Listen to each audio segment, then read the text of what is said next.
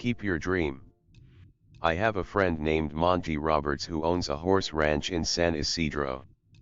He has let me use his house to put on fundraising events to raise money for youth at-risk programs. The last time I was there he introduced me by saying, "I want to tell you why I let Jack use my horse."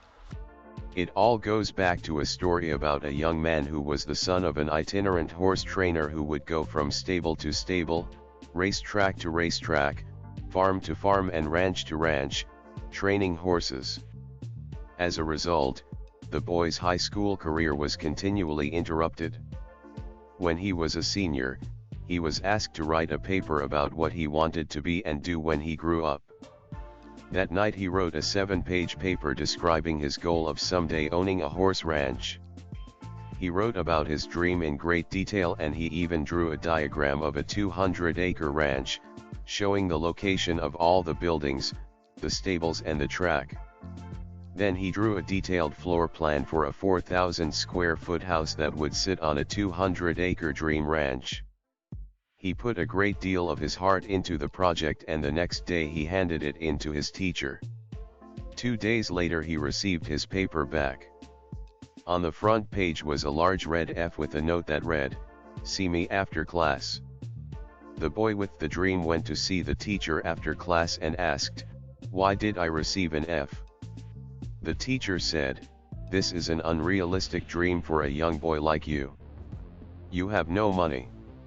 You come from an itinerant family. You have no resources. Owning a horse ranch requires a lot of money. You have to buy the land. You have to pay for the original breeding stock and later you'll have to pay large stud fees.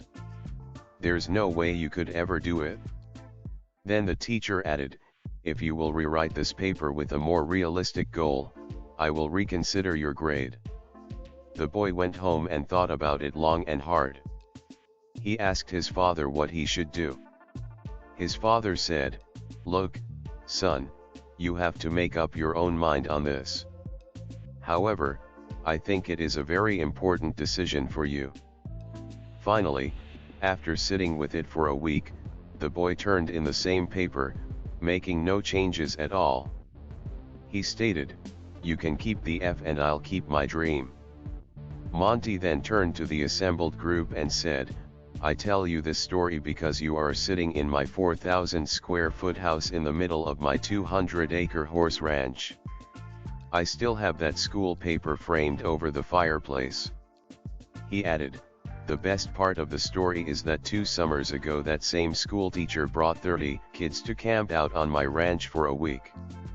When the teacher was leaving, the teacher said, 'Look, Monty, I can tell you this now. When I was your teacher, I was something of a dream stealer. During those years I stole a lot of kids' dreams. Fortunately you had enough gumption not to give up on yours. Don't let anyone steal your dreams. Follow your heart, no matter what."